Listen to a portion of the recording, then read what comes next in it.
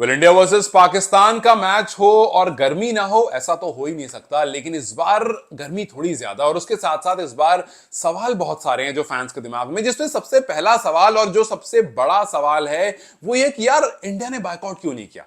Indian cricket team ने पाकिस्तान के साथ खेलने के लिए हामी क्यों भरी। और यह सवाल सबसे पूछा जा रहा है, जितने बड़े बड़े क्रिकेटर्स हैं सबसे पूछा जा रहा है। और इसी बीच में जब फॉर्मर कैप्टन कपिल देव से इस बारे में बात हुई तो उन्होंने कुछ बहुत सीधा साधा जवाब दिया और बहुत सारे लोगों को शायद ये जवाब सुन करके थोड़ी तसल्ली भी हो जाए और हो सकता है कुछ लोग जिस तरह से अब तक बात कर रहे थे उसी तरह से करें और इसमें कोई भी गलत या सही नहीं है। लेकिन कपिल देव का अपना एक एंगल है।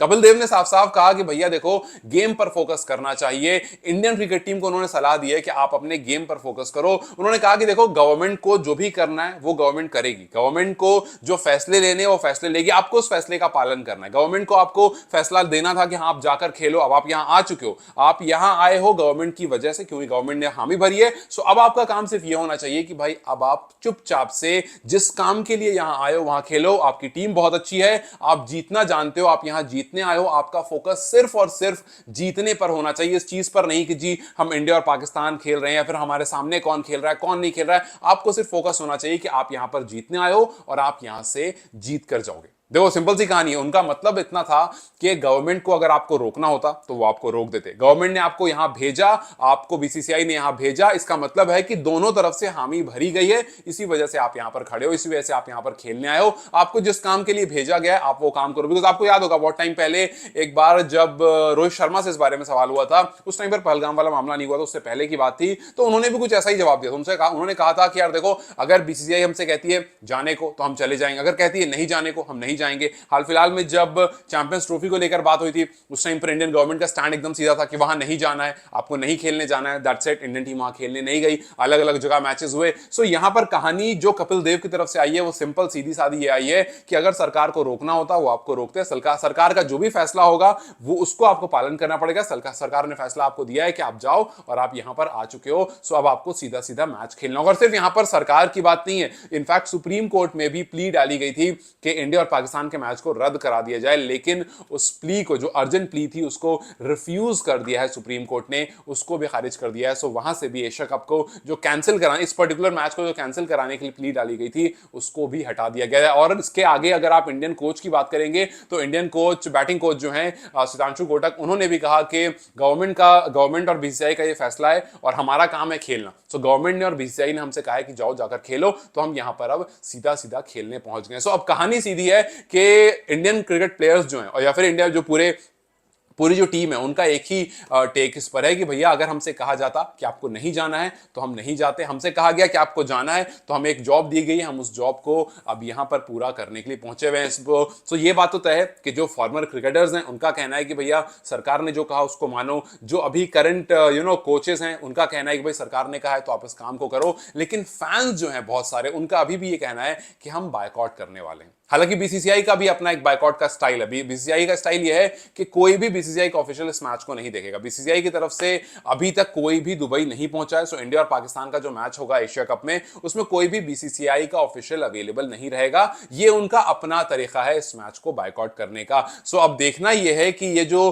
बीसीसीआई का अपना तरीका है बायकॉट करने का और मैच ग्रुप स्टेज में ही दोनों टीम को रखने का, ये थोड़ा सा हिपोक्रेसी जैसा दिख रहा है। सो क्या वाकई कोई बीसीसीआई ऑफिशियल नहीं पहुंचेगा? अगर नहीं पहुंचेगा तो एक एंगल आपका बायकॉट वाला दिखेगा, बट स्टिल अगर आपको वाकई बायकॉट करना था, कम से कम इतना हो सकता था कि दोनों को सेम ग्रुप में ना रखे, उससे एक टेक क्लियर होता। बट फिर बात वहीं पर घूम फिर कर आ जाती है जो बहुत पहले गौतम गंभीर ने कही थी कि यार क्या वाकई टीआरपी इतनी ज्यादा है, क्या वाकई पैसे इतना बड़ा हो गया है कि आप सब चीज को साइड करके दोनों को साथ में इसलिए रखते हो बिकॉज ज्यादा पैसे आते हैं, ज्यादा लोग मैच देखने आते हैं। लेकिन ज्यादा लोग से आपको ये बता दूं कि अभी तक टिकट जो है वो सोल्ड आउट नहीं हुई है। पहली बार ऐसा हो रहा है जब एक दिन पहले हो गया और अभी तक टिकट जो है वो सोल्ड आउट नहीं हुई है इंडिया और पाकिस्तान के मैच की, जो कि महीनों महीनों पहले सोल्ड आउट हो जाती है। सो कहानी है, हीटअप मामला चल रहा है, दोनों तरफ से अपने अपने टेक हैं। इंडिया की तरफ से बायकॉट वाला टेक है, पाकिस्तान की तरफ से यह है कि इस बार पाकिस्तान जो है वो इंडिया को हरा देगा। जैसे फॉर्मर प्लेयर तनवीर अहमद ने कहा कि भैया इस बार साइम अय्यूब जो है वो बुमराह को 6 बॉल पर 6 छक्के मारेंगे। मतलब ये तो खैर कुछ हवा की बातें कर देते हैं, और उनको पता होनी चाहिए ये बात कि अगर वाकई में ऐसा होगा तो शायद वो उनकी जिंदगी का सबसे बड़ा अचीवमेंट होगा। वो इसलिए क्योंकि 2016 से 2025 के बीच में विराट कोहली, एबी डिविलियर्स जैसे प्लेयर ने अब तक बुमराह को 5 छक्के मारे। सो आप चाह रहे हो कि एक ही मैच में, एक ही ओवर में वो 6 छक्के जड़ दें, तो शायद आप सपने में इस बारे में बात कर रहे हो, क्योंकि पिछले 10 साल में एक प्लेयर सिर्फ ऐसा है जिसने बुमराह को 5 से ज्यादा छक्के T20 में मारे हैं। तो ये कह देना और इस तरह की बड़ी बातें कर देना, ये थोड़ा सा जरूरत से ज्यादा और मुंह से बड़ी बात है। लेकिन हाँ, मिसबा ने एक बात जरूर कही। मिसबाउल हक ने कहा कि पाकिस्तान जो है वो डोमिनेट कर लेगा इंडिया के ऊपर अगर इंडिया के टॉप 2 को वो आउट कर दे। अगर 2 विकेट गिरा देगा, विराट कोहली नहीं है तो और प्लेयर्स जो है वो, उन्होंने ज्यादा खेला नहीं है, वो पैनिक हो जाएंगे और उनकी विकेट जल्दी गिर जाएगी। हमारा अटैक अच्छा है। सो ये क्रिकेट को लेकर के जो पाकिस्तान की तरफ से बातें आ रही है वो जरूर है, जिसमें पाकिस्तानी कोच माइक हैसन से जब पूछा गया तो उन्होंने कहा कि जब जब कुलदीप और वरुण के बारे में कहा गया कि हमारे पास, इंडिया के पास अच्छे स्पिनर्स हैं, आपके पास मतलब आप किस तरह से उसको टेक डाउन करोगे, तो उन्होंने कहा कि हमारे पास दुनिया का सबसे बेस्ट स्पिनर मोहम्मद नवाज है। मतलब पता नहीं उनको भी क्या हो गया है, आरसीबी के director of cricket Mohammad Nawaz को best spinner in the world बता रहे हैं।